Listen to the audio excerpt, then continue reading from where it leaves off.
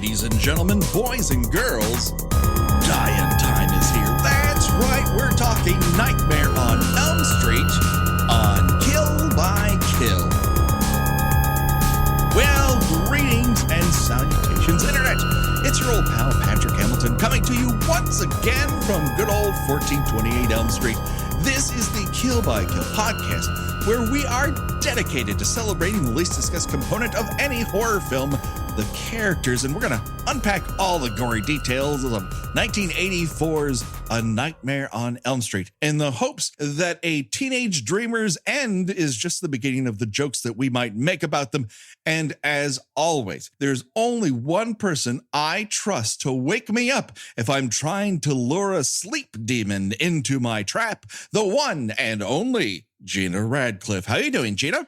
Well, very appropriate for the subject matter. I am exhausted. I need some stay awake pills. I need a bottle of over-the-counter sleep medication that says "stay awake" in very large text on the label. No, my day job has been driving me into the ground and into the shale underneath the ground and out the other side. I'm very, very, very tired. Well, I am sorry about that, but we need to rally. We need to put a coffee maker in our closet and get to work because there's a lot to do. There are people being knocked off left and right. We've got one funeral to attend and one body that apparently will never be buried. There's a lot to talk about. I'm ready. I have my eyes taped open. I'm ready. Excellent. I could always call Charles Fleischer. He might have an injection for you. Wonderful. Whatever it takes. Well, hopefully this might be a shock to your system. I don't want to alarm you, Gina, but we are not alone. That's right. We have a special guest. She's an actor, a burlesque performer, and a horror bon vivant, the one, the only, Elissa Wagner. How are you doing? Hello. I am doing great. How are you?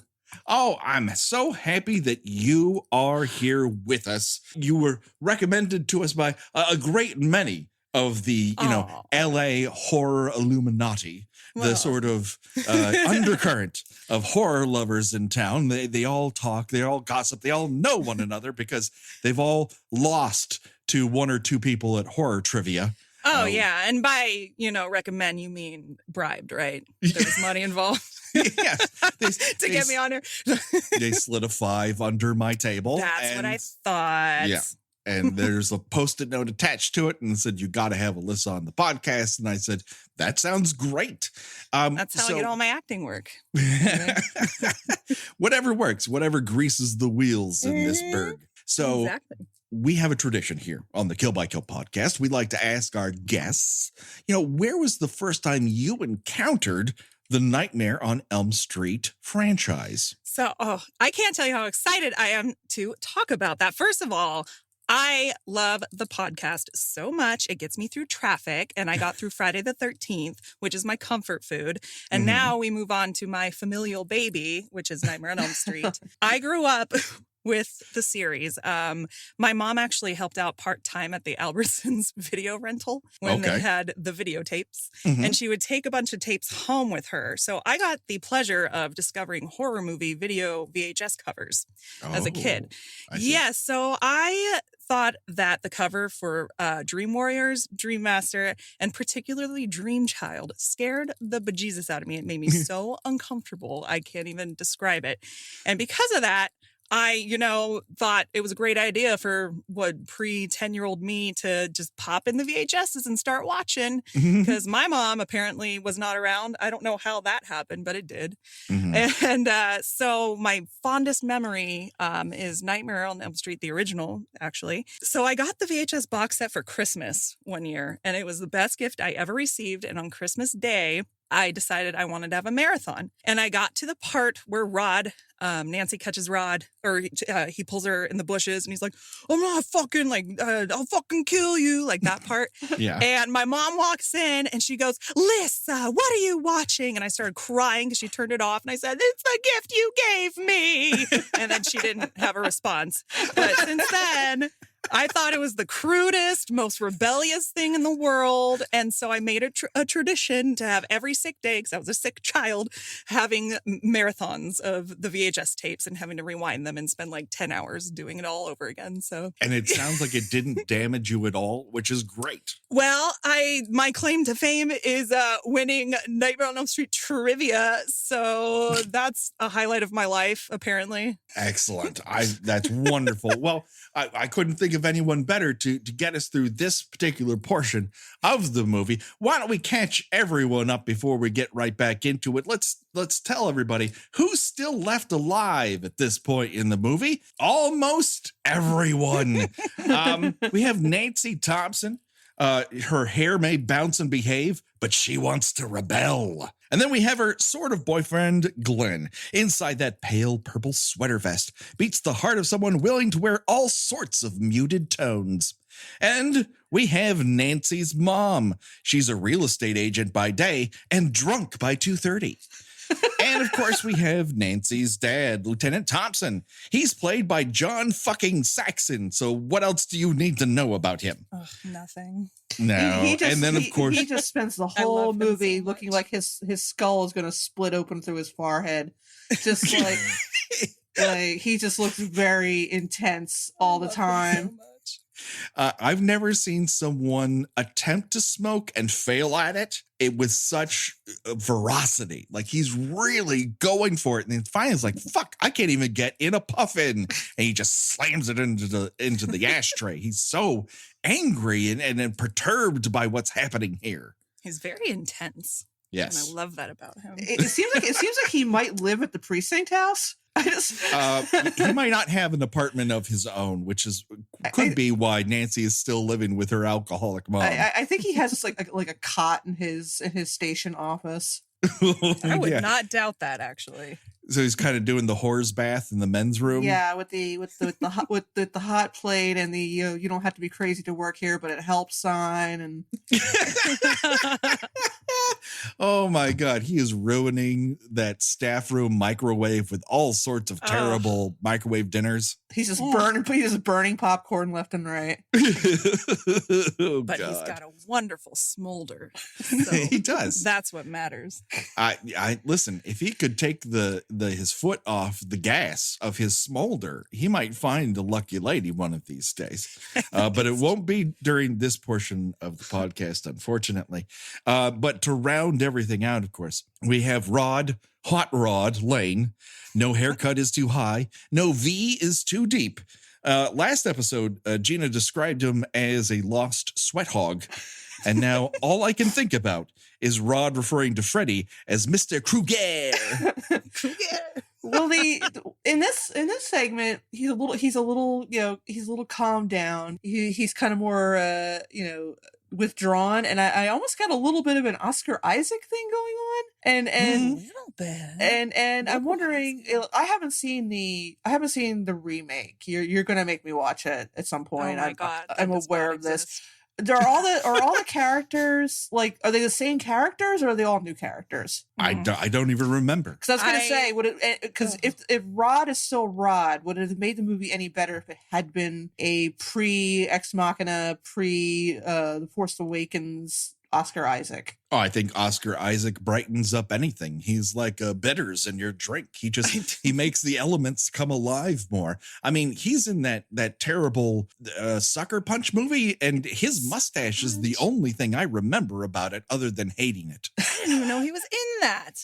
Oh, Yeah, gosh. he's in it. And I the whole time I'm like, well, that guy is so much better than everything else that is happening in this stupid movie that I'm watching. And now I have lo to and see behold, he's a movie star now. That's what happens when you're in these not so great movies. You become movie stars. This is true. That's just- Rod is supposed to be the bad boy here, but he spends most of it sweating. Okay? If you watch the awesome documentary Never Sleep Again, he actually talks about that scene in the jail cell with her, and why he was sweating so much is because that he was at that moment on drugs that he would not name. So he actually legitimately took drugs in that moment, and he said that he hated his life and it was shit and it was very depressing. But it makes sense. If you look at him, it makes sense why he's so sweaty and subdued, because in his words, he's like, that's real sweat. Like, it's not makeup. It doesn't look fake. That was never the problem. Only now it's like the guessing game of what were you on, which I could only imagine, but No, he looks like a mop he's been dunked in the water and no one's twisted it out of him yet. Because he looks being so close to him in a scene. To say he looks like he's trying to land a plane directed by Robert Stack. Oh God. Man, he picked the wrong week to stop sniffing glue. This is not the movie. And of course, no longer alive, but still very much a part of this, is Freddy. He's still dead. He died years ago, actually. And I'm not sure why anyone is still talking about this dead man. He can't possibly affect the rest of the plot of this movie. Let's just leave it be and walk away from this conversation, never discussing it again. So we rejoin the action with Nancy's realization that if you burn the outside of your arm in your dreams, the burn will appear on the inside of your arm in reality. So basically, it's like continuity error, but I don't care if anyone mentioned it already anyways. It's just a weird thing. Who fucking cares? Let's pretend it's a mirror universe. But I feel like that could be a plausible way to get around that, but it was obviously a continuity error. But yeah, I think a B unit shot the actual arm, and they didn't get the memo where the person was supposed to smack your arm into it. So. But like, if you have a burn that big, I'm sorry, but I curl my hair a fraction of a second, it would drop on my neck or my finger, and I'm crying for 10 hours. If I had a burn that big, that's all I'd be thinking about, and the movie would be done. Because I would just be like, take me to the hospital. I'm done. I'm a baby. And like, she just notices it because she sees it. Yeah. It's like, I'd be like just grabbing my arm, just screaming and falling down at the end. Just cuts to black. Boy, that was horrifying. And Freddy's just sitting back like, well, that was easy.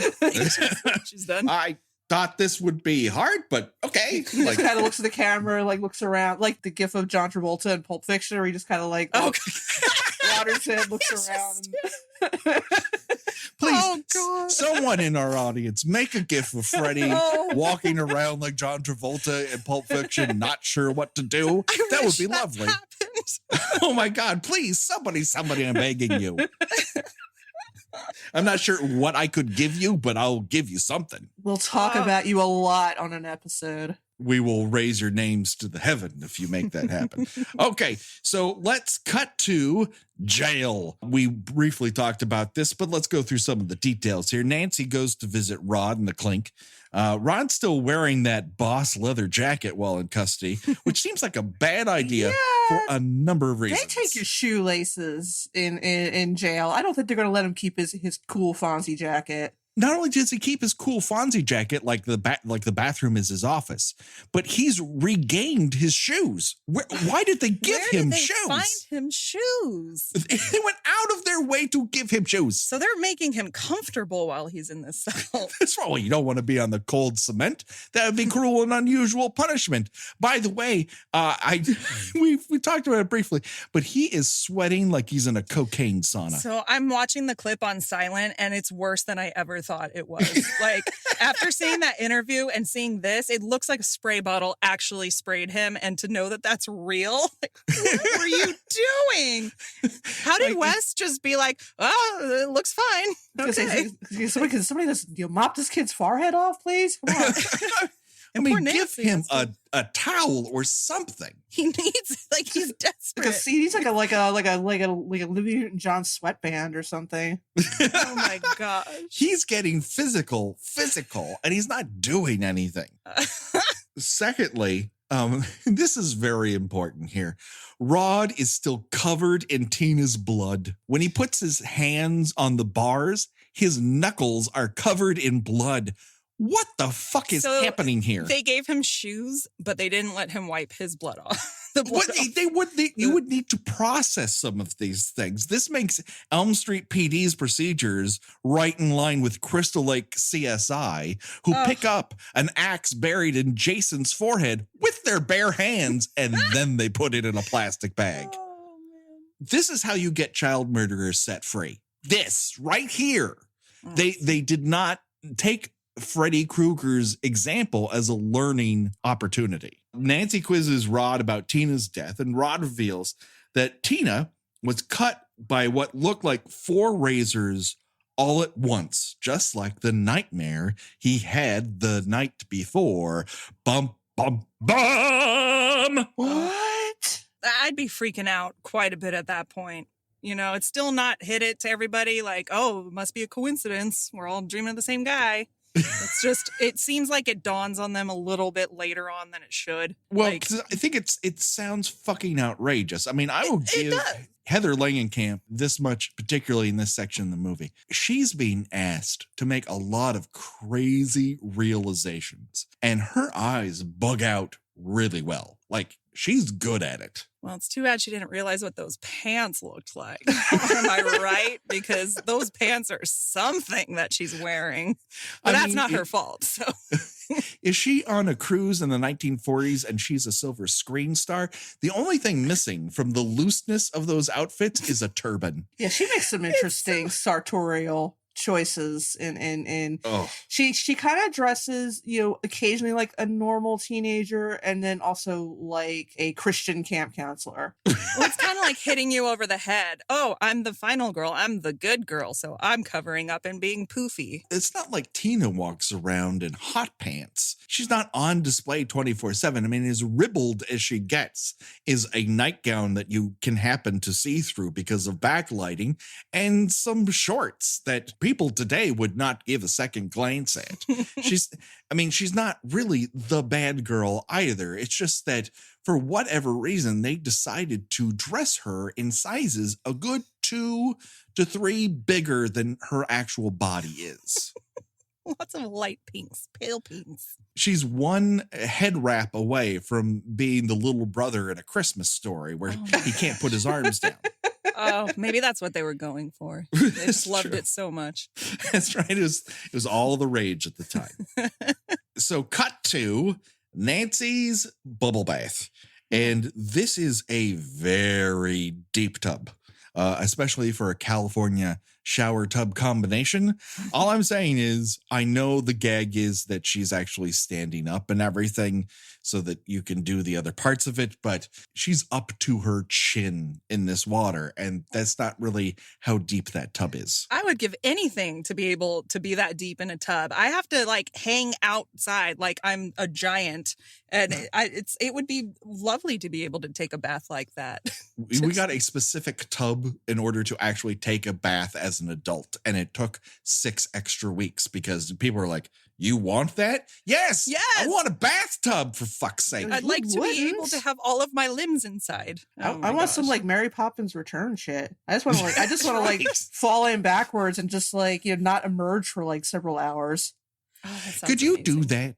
Could you saw that gag where it's like a slide and you go down backwards? 100%. Hell yes. Get me one of those right now. That scares the fuck out of me every time I see it pop up on Twitter. I love it. It makes me 5 times in that it makes me reminisce for the times before my knees got old and shitty and I would go to like the water park all the time. I miss those days. Can't do those anymore. Your knees would be like, the fuck you doing to us? In the last episode, Gina recalled how the wall Freddy gag was a repeat of something in Deadly Blessing. Well, lo and behold, so is this tub sequence.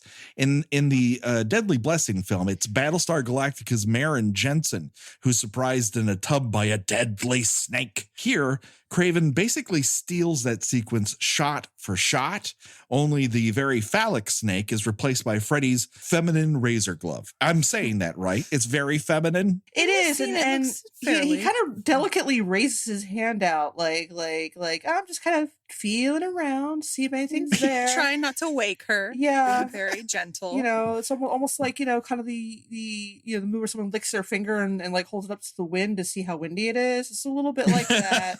And since I'm watching these things, you know, for this podcast with a much closer eye than I normally would have used to, all I could think is how heavy is that sweater? It's my God, you know, yeah. it's already, you know, like just this big old thrift shop sweater. I mean, it must be just hanging off of him. If it was down to wet, his knees right you, now. you would barely be able to walk. Like It's insane. his collar would be like down to like his belly button. That's probably why he's moving so slow. His muscles just can't quite get there. The last thing you want is a soaking wet Freddy Krueger. Ooh. I don't know. As a victim, I might, because then he just can't chase me. That's true. Maybe his powers dissipate when he's wet. I don't know. Nah, we will have to wait until we eventually cover Freddy versus Jason to find out. But just as this slow motion wind up to Nancy falling asleep happens, we hear Marge, who is Nancy's mom. Now, I'm going to constantly refer to her as Nancy's mom because she does not seem like a Marge to me. I forgot her name was Marge. She's not a Marge. No, she doesn't come across as a Marge. She's definitely more like a Brenda. Could be like a Joyce, maybe. Joyce. Yeah, Joyce. Oh, Joyce. She's definitely a Joyce. Yeah, yes. But Let's Marge? retcon that bad boy. She's Joyce. Okay, she's Joyce. let's call and up. Tap, tap, tap. Case ended. She's Joyce. And Joyce informs Nancy that if she falls asleep that she shouldn't fall asleep in the tub because people all drown in the tub all the time. And then she goes, "I've heated up some warm milk for you." Oh my God. Which is disgusting. It's terrible warm milk. This message is brought to you by the Foundation for Lattes. Put some coffee in your warm milk, asshole. Yeah, I was gonna say the warm milk making you tired thing, that seems like an invention entirely for television and movies. I have never had, I mean, and I've mentioned this, and I will mention it several more times in the course of talking about these movies. I have a lot of sleeping problems. I've had a lot of sleeping problems for a long time. Never been given warm milk, never thought of drinking warm milk because that sounds fucking disgusting. Yeah, Yeah, I why tried that as well as a kid because I had problems, and my grandma would put milk in a pan and heat it up. And the idea sounded good, but I can't even describe the smell to you. I can't. I would drink. I would sip it and be like, "What? There's supposed to be like cocoa in this or something." You know, it's just like the idea. It's a on medium paper, for other yeah. things. It sounds like it could be good, but it just does not translate in real life. It's not. No. The last thing you want to do right before you go to Slumberland is have a tall glass of warm dairy product. Just sleep with the dairy. Oh, No. gosh. Yeah, like melt some butter and let it coat your throat. You'd think No. that she would offer her some whiskey, given her, Yeah, who right? she is and all that, because that would help. Well, she might not have enough because True, she doesn't want to share. Yeah. So it doesn't matter because Nancy's going to fall asleep in this tub anyways. And in the previous episode, we got to see some pretty effective scare sequences. And this still scares the hell out of me. The whole get pulled down into the dark water and see only one way to get out of it and not be able to quite reach it. That feels very nightmarish to me. Oh yeah, it's another extremely effective. You know, this feels like something a person would dream. Yes. Much like the scene later. I don't know that we're gonna get to it where she's going up the stairs and they kind of turn like into like cement. Oh, yeah. or something like Yeah. that. I've had that. Yeah, I've had that dream too. Yeah, it's Yeah. very common to have a dream where you could feel yourself not being able to move, and you know, and I feel that as kind of a little cheap as the effect looked, it really worked very well. Oh, yeah. It's very effective. The idea resonates even if the execution might have been difficult given the budget limitations. And they pull off a lot of stuff really, really well. Like this could look terrible, but they actually pull it off with aplomb. Of course, now as an older person, with a family of my own, it also evokes something that is even scarier than a razor-wielding maniac haunting my dreams. And that is the very idea that I will still be pleading with my child to go to fucking sleep already, even when he's in high school. Yeah, I feel like she's about that Joyce is about a minute from just bopping her over the head with a hammer. Just go to sleep. Damn it. Listen, I can't really drink when you're awake, so you need to go I to need sleep. you to go to sleep so I can just party, okay? Okay. Mama needs vodka now. Mama needs her life. Is Joyce the first wine mom? Oh, yeah. Well, I can't think. definitively say that, but certainly the first wine mom we've encountered. I think she's definitely can't would think of wine have. moms. I think she would definitely have a shirt. If she was around today, she would definitely have a shirt that says "Rosé" all day. Oh my God. Oh, she would have all sorts of alcohol-related shirts from puns. Target.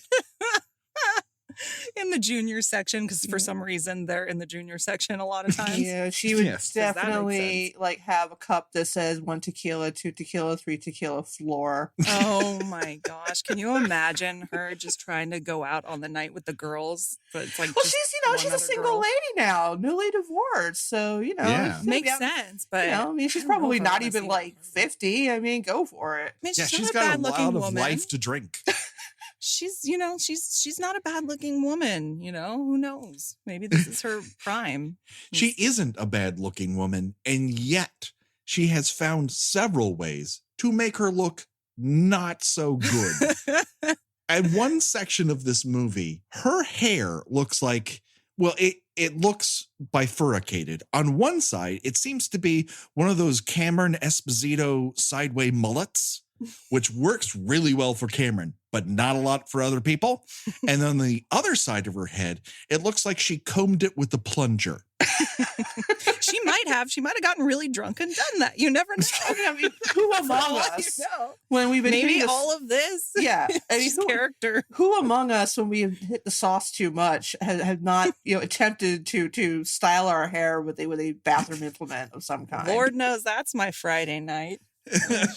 I just don't know what the concept is behind it, to have one side be sort of swept away and the other side have a large ball that the Harlem Globetrotters might, try to grasp. Very melodramatic. She's nothing if not that. But Nancy manages to wake up, pull herself out of the tub, and Joyce covers her up with a terry cloth robe. There are so many fucking towels in this bathroom. There's She just keeps 15 wrapping and they're all towels different around colors. her. she wraps one She's like got towels under, on top. There's 5 different colors of towels on the rack. There's yellow, there's blue, there's tan, there's white. It's just everything. And they're just all for at the same different time. purposes too. Yes. There's also the butterfly on the inside of the medicine cabinet. What the fuck is that I never about? noticed that. I didn't notice it too until this. There's a lot of stuff in this section Oh, I had gosh. never seen before Okay, until this go around. In fact, let's get to a couple of them. Let's cut to Nancy's bedroom. We see her trying to stay awake, which is hard to do when you're watching The Evil Dead. Watching my honey, my husband. Bruce Campbell is my boo. Bruce it's his baby prime. He still looks collegiate at that point. He's very, very tiny. Yeah, that's true. He hasn't but quite grown into that chin, but he's still about to love get there, him. baby. Sorry. Don't even talk to me about Bruce. Like, anybody who knows me knows that he is just everything. So this scene is very much respected in my book. So let's talk about, instead, the things in Nancy's teenage bedroom. Oh, my favorite game. Let's start the proceedings with talking about the pillow on the floor, which appears to have a proto Thomas the Tank Engine face on it. There's a lot of shit in her bedroom with faces on it. And I don't know what that pillow represents, but it is odd. Next up, we have some sort of pink snake / dinosaur wearing a prom dress. Yeah, I did notice that. I was like, I kind of was sort of trying to, parse what it was? It's got arms, so it can't be a snake, but it certainly has a snake face. Like, is that a dinosaur? And if so, why is it dressed so formally? Where is it going? The dinosaur does not have to answer to you, Patrick. It's true. It's true. I don't own that dinosaur. That dinosaur can dress as it likes, and just because it may be dressed in a fancy way, it doesn't mean that I need to introduce myself to the situation. You're right, Jenna. I need to check my privilege. One of my favorite things that she is hanging up is the wonderful Johnny Depp headshot. Not even just a photo, a full-on headshot. So who knew Glenn was an actor? A full-on headshot is taped to the wall, but just at the bottom right-hand corner of her police poster. so they're related. So these two things, which have nothing to do with one another, other than they all go to the same hairstylist. They're taped up against the wall together. I just want to know the history behind the head. Like, how did he print them? Like, did he print them? Did she print them? Did he do this photo shoot for her? Does he want to be an actor? Did he go to Barbizon? Like, I don't know why he has a black and white glamour shot, but it's not in a frame. It's just fucking taped up on the wall. And then the piece to resistance at the centerpiece of her bed frame, here, the headrest, there is some sort of Zuni fetish doll, which is attached to the bedpost by its hair, as if it is being crucified there. Of all the things in all the teenage bedrooms that we have seen so far in this podcast, this is one of the wildest. It does seem like an actual teenager's because there's no fucking rhyme or reason to it. It just makes no sense. She has one band poster and it makes sense for the era, but she doesn't have like 30,000 posters of current movies that are in movie theaters. Yeah, that's not accurate to the teenage girl's bedroom. I can tell you that for sure. Not that I was ever invited into one. It was something. That's for sure. Well, speaking of Glenn and his headshot, it turns out that Glenn is right outside of Nancy's window. So if you don't at first succeed in getting Nancy to do some over the shirt stuff, try again. Glenn is apparently wearing velour sweatpants. and his hair, I think, has gotten bigger since the last scene. I think it has. He went to the same hairdresser as Joyce. Yes. Whoever is styling the hair on this set is like all volume all the time. It's like Dream Whip. They just shake that onto your head, onto the actors' heads, and just go to town with like a hand beater. I will say though, as I get older, that just sounds like luxury to have all of the volume in the world, but it doesn't play out as such in the movie. It's not very attractive. It never looks as good as it does when she's in the police station after Tina dies. Oh, God, There's fabulous. Oh my God. It's the best looking head of hair I've ever seen in my life.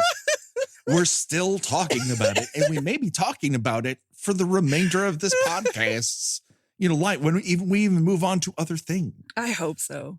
Yeah, I think it's reasonable to say she has at least as far as a single scene is concerned, she does have the probably the best hair of any character that we've addressed so far on this podcast. Now, we've gone on and on about how much we love her hair, but yet when Nancy looks at herself in the mirror, she remarks, "Jesus, I look 20 years old." Don't even get me started on that. This is meant to be a bad thing. Holy fuck, I am an old man. I mean, I get it when you're young, because like I said, I watched it when I was a child for some reason, and I thought, such an old lady. And now that I'm way past 20, I want to slap her across the face and be like, bitch, wait till you get to be 32, okay? Oh, God. Nancy enlists Glenn in a plan in which she's going to look for, quote unquote, someone while Glenn stands guard. And then the scene fades to black. This is the only time in the entire movie where this kind of transition occurs. So part of me wonders if at the time audiences were actually fooled into thinking that when they see her walk out the front door in her pajamas, that she's actually doing that, or that this is a dream. I mean, yeah. they definitely get that fog machine rolling. So I think that's indicator number one that this is probably not actually happening. Except that it sort of is. That's I think that's kind of the gray area about this movie, is that, for lack of a better way to put it that makes sense, what is happening in the dream is actually happening, but not in a conscious state, if that makes sense. So I mean, once you're on the dream plane, time moves at a different pace. So what feels like, takes 7 or 8 minutes in screen time might actually only be 45 seconds in the real world. Right. I mean, I can see it as being kind of a decoy, especially when Glenn pops out when she says, "Glenn, are you still there?" Because you could think, oh, maybe she is kind of trying to do some investigation. But then, she sees Tina, and then you kind of know, oh, yeah, okay, this is Dreamland. But I think it's also just kind of assumed you're watching this movie, so she's likely in a dream. Well, something's up, because the Nightmare on Elm Street theme has been pitched down to slow samba time. It's do do do bop bop bop bop do do bop bop dance class music. Bop, bop. Yeah. It's like someone turned down the Casio programming.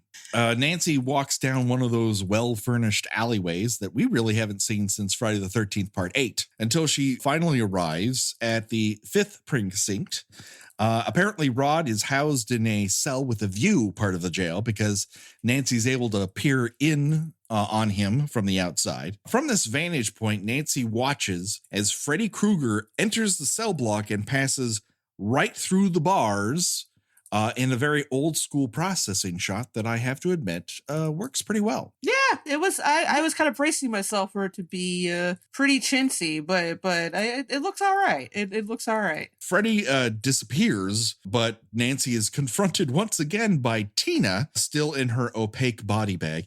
This time, she happens to be standing in a pile of eels and has a millipede jump out of her mouth. It's grody, y'all. I don't know where those eels are from. Is that what happens when Freddy kills you? You just become a pile of eels over time? I mean, it's kind of, yeah. I'd buy it.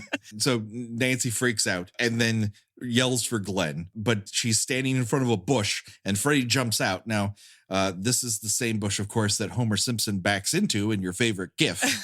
And the chase is on. Nancy is at the top of her evasion game as she gently places a plastic trash can filled with 3 pieces of construction paper in the oncoming path of Freddy.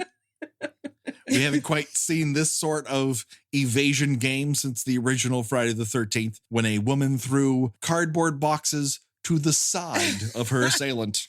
Can I just say, that run of hers, she runs so funny. I don't know if it's a Dreamland specific run or if that's just how she runs in real life, but that's not how you get away. I assume that it's like slow motion tripping and falling, that she's trying to pull herself forward, but her feet are heavy, that sort of deal. It doesn't quite come across the way they want it to.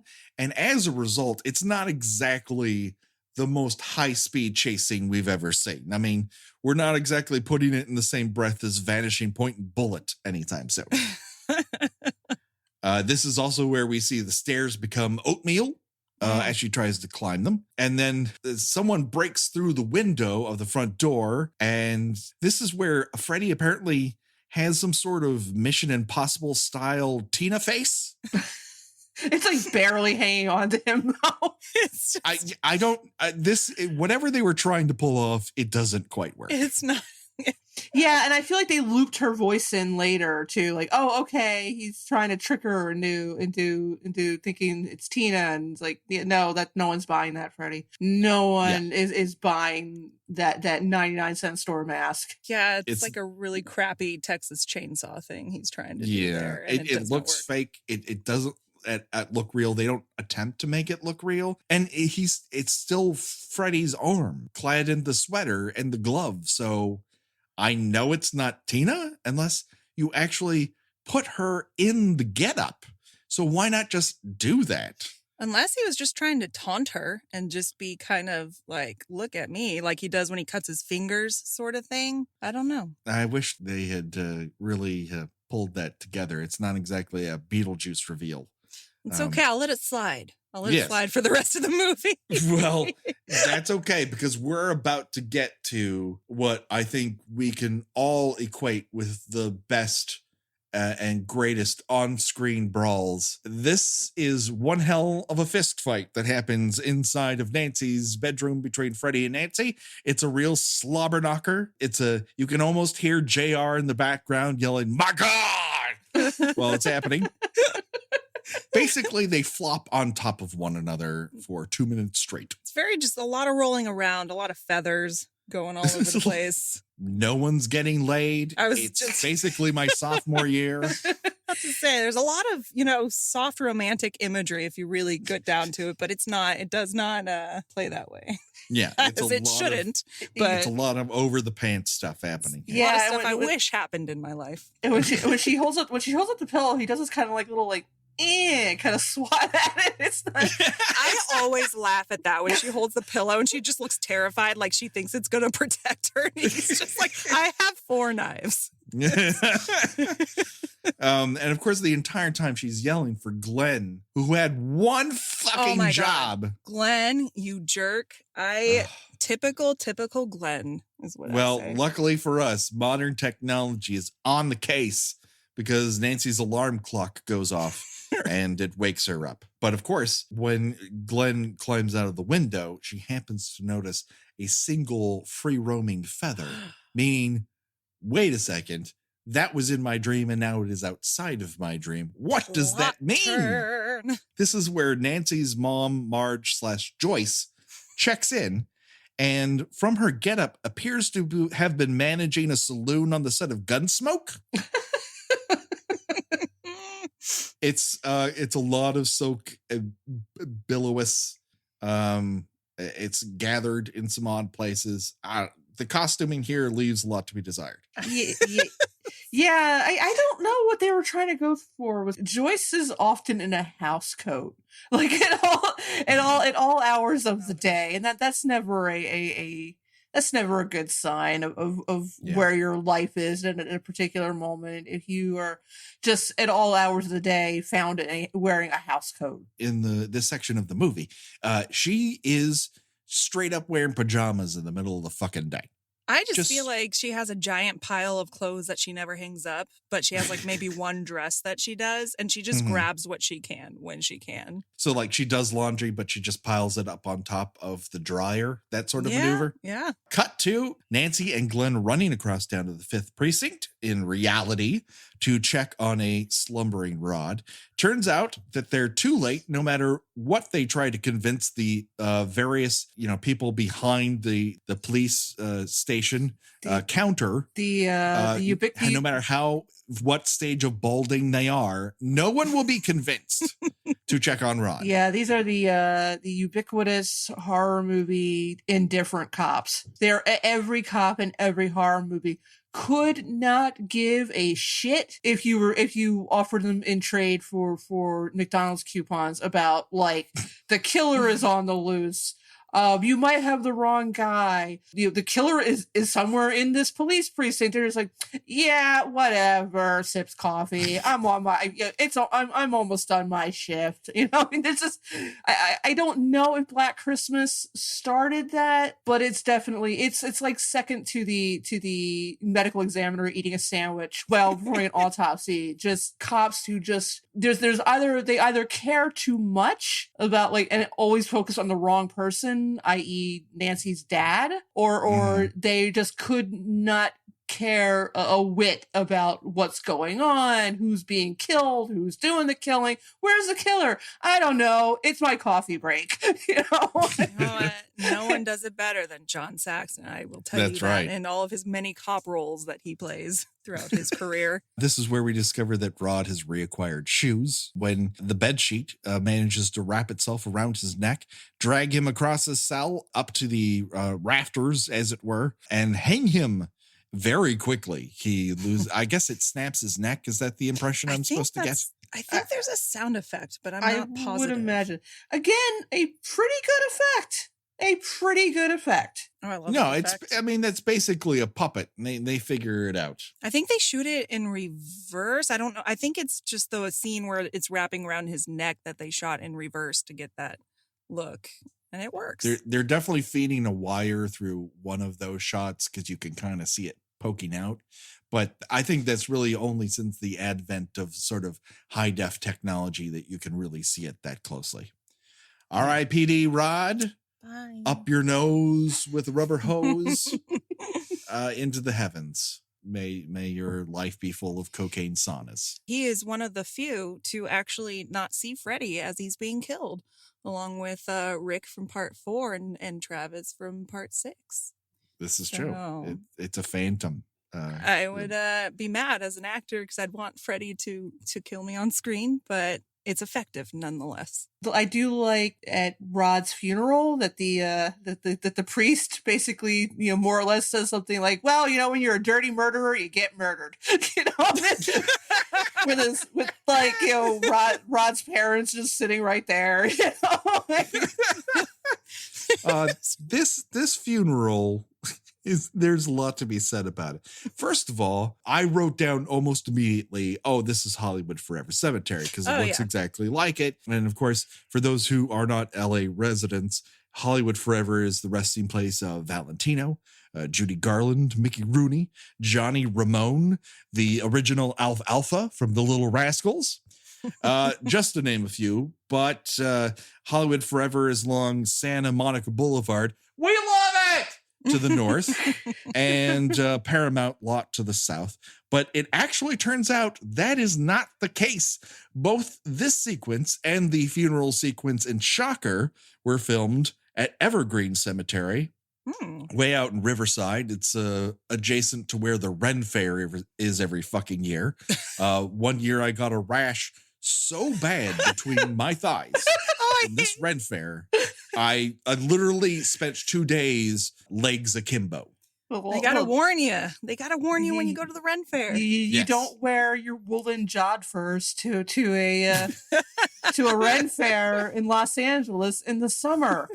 Why oh my would God. they have a Ren Fair in the summer? Speaking of anyway. It's a terrible idea. No one wants to eat a turkey leg in August. In 110-degree weather. It sounds lovely. But for some reason, we never see Tina's funeral, but we're right in the middle of Rod's.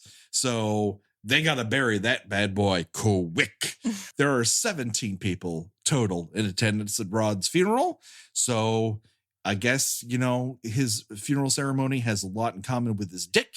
It's small and intimate. Oh. I'm not the one who came up with the joke.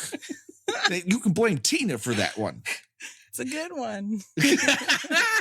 Rod's mother is wearing ludicrous teardrop Carrera sunglasses. Apparently she's going to put out a mob hit later on today. And yet his father looks like a member of the Jode family. He just looks like he fell off of a wheat picking truck or something like that. Like he was working on the railroad and they told him, "Oh, your son died. Come on home." All right. He rode the rails with a straw hat in hand right up to Riverside. He just looks like he's going to lean over and spat some chaw on the ground. And Rod Sr. shares a really intense glance with Lieutenant Thompson when the priest mentions live by the sword, die by the sword. When the priest says, don't want no shit, don't start no shit. Which really I want a priest to say at my funeral, so I bet consider it done if I'm still in this mortal coil. Yes, Father, I speak jive. This after the funeral is over, Nancy is escorted back to her mom's Volvo. Mom should not be driving. She is very inebriated. This is where we first get the idea that Nancy knows that Freddy or someone named Freddy or some Freddy-like person exists, and that they're all sort of having the same dream, and that he has knives like giant fingernails. And John Saxon is again like, who, what, Where? I didn't burn anyone alive. My favorite line delivery in the entire series is Joyce when she says, what is it, like, I'm going to find some help. Like, how dramatic she is in this scene is just everything. She is in a different movie. Entirely. Yes, especially in this scene. You could tune in and think you're watching like a Days of Our Lives. Yes. I think.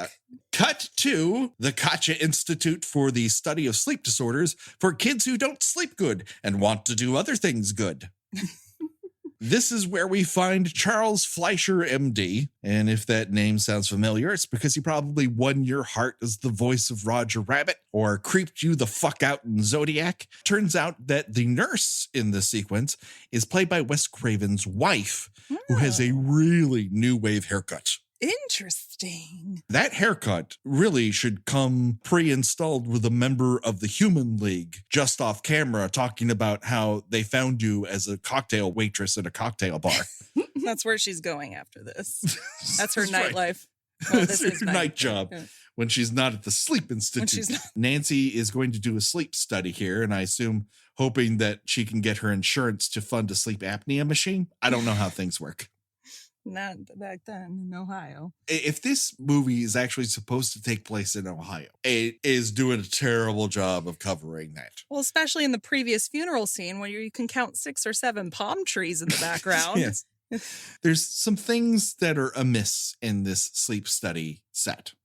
First of all, and now I'm no scientist, mostly because I flunked out of community college, but should a sleep study occur in the middle of the day or at least in a room where the fucking blinds are closed? I don't know.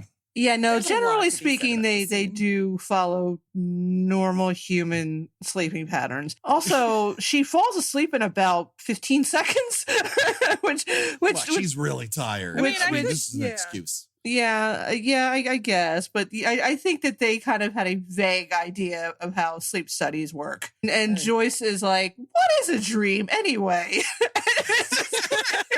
This is where, Charles Fleischer goes, we don't know what dreams are. Are they fantasy? Like he starts waxing poetic and then the scene just sort of dies. And you're left focused on Joyce as she lights up a cigarette indoors. In the hospital room. In a hospital. Doctor's room. Her hair looks like she should be pleading with Darth Vader not to blow up Alderaan. And this is where we get to one of those moments where I go, this is why I started this podcast. On the wall, just beyond Dr. Charles Fleischer, is a poster of what appears to be a San Francisco vista and a human-sized cat hanging outside of a cable car wearing what looks to be Robin Williams' red Hawaiian shirt. What the living fuck is this doing in a doctor's office, and what does it mean? I gotta see this. I will put it up. I will share it with you both. Hold on. Okay, I see it. Hang on a second. I'm not quite there yet. Yeah, that's what's happening in that picture. There's also a cat driving the cable car.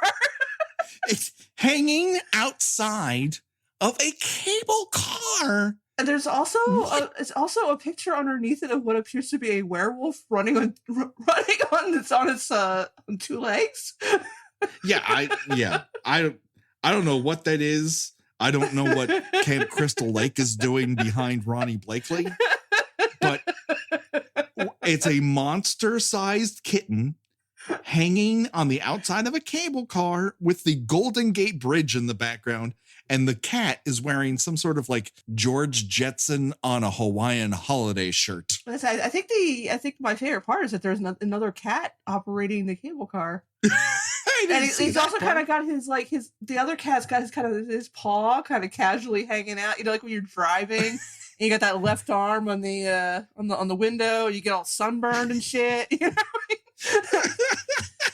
They call that a trucker tan. I mean, are they in Cats Francisco? How is this happening? Why is he dressed like Magnum PI? Why not? I mean, if you're going to San Francisco and he's clearly a tourist because he's on the cable car. And I mean, as much as Hollywood would like to tell us different, I'm pretty sure your average, San Franciscan does not travel regularly via cable car. So, the cat's on vacation. He's seeing the sights. And of course he's gonna wear his best tourist shirt. I feel like that has to be some kind of inside joke with the crew or something, because that makes what could absolutely that joke possibly be? like a college dorm callback. I don't even know who. Is it possible that maybe he's supposed to be like a doctor for children? Because that does seem. I mean, she is technically a child. I mean, she would still be seeing like pediatricians and shit. But the children would never be in this part of the office. Well, that's true. Like this is like the room with all the equipment in it. You wouldn't have kids inside of here unless he's also subletting it to a daycare. I feel like he's just very proud of that decoration. Like I said, I'm kind of focused on the werewolf drawing right underneath it. Oh yeah, there's some sort of lycanthrope Sam Hain with blood dripping out of it. With an amazing booty. I mean, look at that thing. Is he carrying boo? Or no, never mind. That's a design. Yeah. Oh my gosh, that butt. I mean, that werewolf has been doing squats. Yeah. It's an active werewolf. Werewolf would be blowing up on Instagram right now. Oh gosh. You're keeping all this, right? This is staying. Oh, no, this is what I've been looking forward to for 3 days. I've been sitting on this. This is all I've wanted to talk about. I tried to bring it up in the car with Becky, and she's like, I told you I don't want to talk about this. It's ludicrous. It's like those highlights kids like find the image in the Where's Waldo kind of thing, because like there's just this creeper cat peering out from the driver's seat, and I bet you could find like a fork or something in there. Like it's just find the object picture. It's like if you can find the craziest fucking thing on my wall, guess what? You're saying I just want to reach into the screen and just with a Sharpie and just write "Hang in there, baby" across the top of it, because that's all it's lacking. Maybe it said that, but they had to black it out or edit it out for copyright reasons. Meanwhile, Nancy begins to have a nightmare, and when she wakes up from it, she has a gray streak in her hair, and she also has dragged Freddy's hat out from her dream, which no one seems surprised by. That is the thing that I had so many words about. I don't understand this at all. That not only, she comes out with gray hair, brings out a hat. She brings out a fucking hat from her vagina? Who knows? And no one seems to notice. It's like, you're a magician. And I just picture Freddy in the dream world just being like, what the hell? Where's just like I'm surprised no one says, you go to sleep with a hat? I know. I feel like Freddy's self-conscious. I think I was more surprised by the fact that he wrote his name inside the hat. That just seems like who else is gonna pick up that He's hat, very Fred? territorial. Like that disgusting felt hat. He thought he had the foresight to write his name in it. I just picture somebody finding it and be like, "Are you Fred? Here's your hat." Are you the gross person who has this gross hat? I think it's yours. I'm not gonna keep it.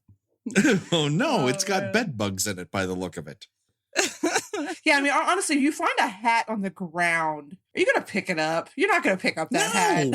I mean, no, that's a dead hat to me. You're gonna kind of kick that towards the street, and maybe a car will run it over, and then I don't have to worry about this hat anymore. Yeah, that is somebody else's street hat problem. It's just funny because if you watch the scene and she talks about Freddy and the hat, all the doctors and the nurses are literally they're just standing with blank faces, like, see this every day. Like they don't seem phased at all. It's like they've seen people pull hats out of their thighs all the time. This is very common. People do that all the time. I had a man just last week who just a spatula disappeared in his hand. Why did this happen? We don't know. We'll never know. Yes. God. Listen, I had a 9-year-old kid pull a trucker hat out of his armpit last week. This is part of the sleep study process. Let's cut back to 1428 Elm Street, where we learn That the Thompsons have a painting of Hieronymus Bosch on the wall? Sure, why not? Well, I mean, this is a family that has a sledgehammer out in full view in their nightmare basement. I mean, really, we know that this is Chekhov's sledgehammer. Absolutely, they're pointing to it. But yeah, they've got the, even though it's their house, and these are the good guys, it's still this dank, very cluttered, enormous basement that of course has the requisite just random Christmas decorations laying about, like as every nightmare basement seems to have. They have a random one of those plastic blow mold Christmas decorations. Right. And just this a furnace that looks like a crematorium, which I guess really it was, but I mean, that probably wasn't his intended purpose. But it works, like any furnace in a storm, really. When Nancy walks into this thing, past the painting of the Renaissance oh gosh, like nightmare Shakespearean. surrealist, Joyce tries to hide the largest bottle of vodka I've ever seen in my life. I mean, it's like you'd build a ship inside the fucking thing. And meanwhile, Nancy's glugging coffee as fast as she possibly can. She asks if the police department has done anything with that felt hat she found between her thighs. And Joyce is like, forget it. I burned that hat. We're not talking about hats. And then Nancy just pulls it out of the junk drawer. Yeah, like she knew it was there the whole time. How did she know it was there unless she saw her put it in there? And if she did, at that point, I'd be like, Mom, you crazy. Like, get rid of this. This is where she looks inside the hat and she says, does this name sound familiar? Fred Krueger? Fred Krueger, Mom. Fred Krueger. Joyce is wearing pajamas in the middle of the fucking day. Like, it is at best 12:30. She's had a long. I'm not gonna lie. She's had a long morning of moving a cocktail shaker back and forth. If I could wear pajamas though all day, I would probably choose to do so myself. Oh, totally, absolutely. Yes. I'm wearing pajamas right now. Don't fault her for that. Listen, I chose a profession in which I did not have to wear pants. That's the goal. I went out of my way. That's the life, but I don't think she's working. So I think she is a professional single mom. And by single mom, she's raising a glass of vodka to her lips. Oh, man, poor Joyce. Cut to the canals of Venice, California. Oh, I'm sorry. Ohio. Oh, this is the canals of Ohio. That feature palm trees, giant palm trees. This is where we learn a couple things. One is Glenn eats when he's nervous, which I do not believe. He blew away in a breeze this one. He is just hair and doe eyes. Yeah, he's just. I honestly hate how pretty he is in this, because he's a very pretty person. I hate what he's done to himself and what he's become. And it's like watching old movies with Mickey Rourke in them. It's like, how could you do this to yourself? How could you let this happen to your face? Well, your face was preserved. Yeah, I mean, Johnny Depp's like, he's just turned into like beef jerky. And it's not even, I mean, far be it for me to criticize anyone for aging, and it's not natural aging with him. I mean, no. We know he that. Sucked a lot of soul out of his body. Yeah, and he's done a few things in his life. Yeah, he looks a little bit like he's kind of halfway. Remember the movie Life Force? Mm-hmm. He looks kind of halfway in the process of having his life force sucked out of him. But that's because there's been a lot of space vampires working on him one way or the other. It's also because he's just his soul is bad and he's just a bad person. But here it's just like, I can't even look at you. You're so innocent and pretty, and I can't bear to think about what's going to happen to you down the line. It's unfortunate, but he comes armed with some information that Nancy's going to come in handy. It's going to come in handy for her. Basically, you could call it Chekhov's "turn your back on the monster to take away his power" plan. He tells us all about the Balinese method of dreaming. Yeah, Glenn seems to know a lot more about dreaming than the sleep specialist does. I know. Yes, he does. The sleep specialist is like, yeah, well, we don't know what dreaming is. And then We'll again, never if I know. went to a sleep specialist with that poster hanging up, I would have second thoughts. I'm dubious about this sleep specialist credentials. I don't think he's really a sleep specialist. Yeah, he's more, listen, he's more into dishwasher repair, but they needed someone in sleep specialist this week. So he's covering for Larry. Meanwhile, Nancy is doing a little light reading with a book entitled Booby Traps and Improvised Anti-Personnel Devices. The cover of this book was laid out by a madman. It is a real graphic design is my passion moment, with booby traps sandwiched all the way to the lower right-hand side and then the ampersand all the way over on the right. It's laid out. Like, how would you get that it's called Booby Traps and Improvised Anti-Personnel Devices and it should read, and improvised anti-personnel devices booby traps? There's a lot of smoke coming out of Do not dead open inside. I think oh my God. And improvised anti-personnel devices, booby traps. That's kind of how it reads.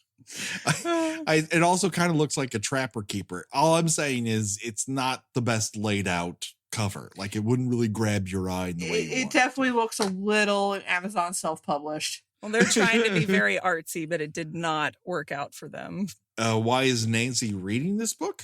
I'm into survival, she says. And that is when Glenn says, you're starting to scare me, as Nancy just walks away from him. These two people have been awake for so long, they can't even operate like human beings anymore. That's like in the movies where you're on the phone and you don't even say goodbye. You just hang up. No matter what the conversation is, you could be talking about your dead mom. You could be talking about what you had for dinner and you just hang up mid-conversation. Yeah, she just walks the fuck away to the other side of the canal. Like, I'm done with this. I have to walk to West Hollywood now. Bye-bye. I have to go to there. This is, I think, where we're going to leave it for now. As much as I would like to talk about this movie endlessly with the both of you. But before we say our goodbyes, Elissa, where can people find more about you out there in the world? Well, I can be found on the Instagrams, Elissa Wag. It's Elissa, because people don't know how to spell that all the time. That's fine. Twitter, Ginger Demore. And I just post a lot of pictures of, horror stuff and my dogs. So that's cool. I also have a podcast in the works with Amalia. She is a director, photographer. She's a creator of Year of Fear calendar and Poltergeist and Paramore lingerie. It's called Succubus Syndrome, where we talk about horror movies and sex and just basically what hot messes we are. And it's awesome. And I'm just living life. Excellent. Do it today, people. Check it out. All right. Gina, where can people find you on these here internets? I write about old TV and movies and pop culture at my own website, which is ginaradcliffe.com. I am also a writer at The Spool, which is a formerly Alcohol Hollywood. It should be launching, I think, when this same day this episode will go live, so you can look for me there. And I am on Twitter under Porcelain72. And of course, we have to thank all of our lovely supporters. Gina, why don't you update us on what's happening when it comes to Patreon? Well, I'm going to put my sad voice on because we do not have any new Patreon supporters. What? Give me your monies, people. Yeah, just don't make me have to talk in this voice. Come on. Just give us a little bit of money. Just $2 will get you our monthly bonus episodes. It'll get you our newsletter. And if you're a $10 subscriber, you get to pick a movie for us to watch. Our first go at that was The Visitor, which was a tab of acid that both of us alternately loved and hated sitting through. Yes. Probably one of our, I'm going to say probably one of our funniest episodes, mostly because we were, very much doing the whole, how did this get made? What is this movie? Just, railing to the heavens. But yeah, that's what you're missing if you're not a Patreon supporter. So just look for us under at patreon.com/killbykill. And we understand if you might not have all of the pennies that you want to toss at your favorite podcast. There are plenty of ways to help support us here at Kill by Kill. One way is to rate and review us on iTunes. Plenty of people have, but we can always use more because that helps us be seen and heard by more people. In just this little bit, we've had a couple new reviews, including one from C-Rib, which reads, this podcast is a road flare of light shining in the dark through a dude's throat. 10 out of 10 would follow the host to space, to hell, or to whatever Canadian lake somehow connects with the East River and wherever this franchise may lead. Thank you ever so much. We also will have one from Hammy8450, which reads, my favorite kill is when Jason is quote unquote killed in the 7th movie by the undead, physically and verbally abusive father. My only question is, why wasn't the dad's body recovered from the lake when he died there so many years earlier? And how did his members-only jacket stay looking so fresh? I need answers. And it's, of course, because he was a fan of train and space shuttle technology, and that's what allowed him to keep so well preserved for so many years underneath that lake. This is inexplicably a train and space shuttle fan, that floppy-haired dad who would beat people up. And so, of course, you can reach out to us on Twitter at KillByKillPod, on Instagram, KillByKillPodcast. We have the Facebook page and group where you can read more and talk with us in depth about every single episode. But that just about does it for this particular section of the movie. Don't worry, folks. The body count will continue. So until next time, for myself, for Gina, and for Elissa, bye-bye, everybody. Bye.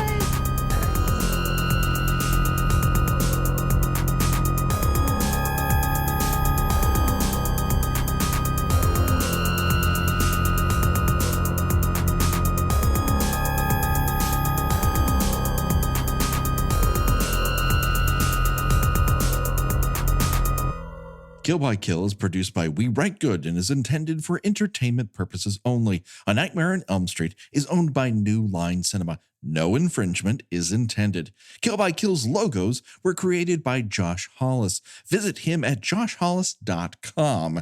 The Kill by Kill theme was created exclusively for us by Revenge Body. Get the whole track and much, much more at revengebodymemphis.bandcamp.com today.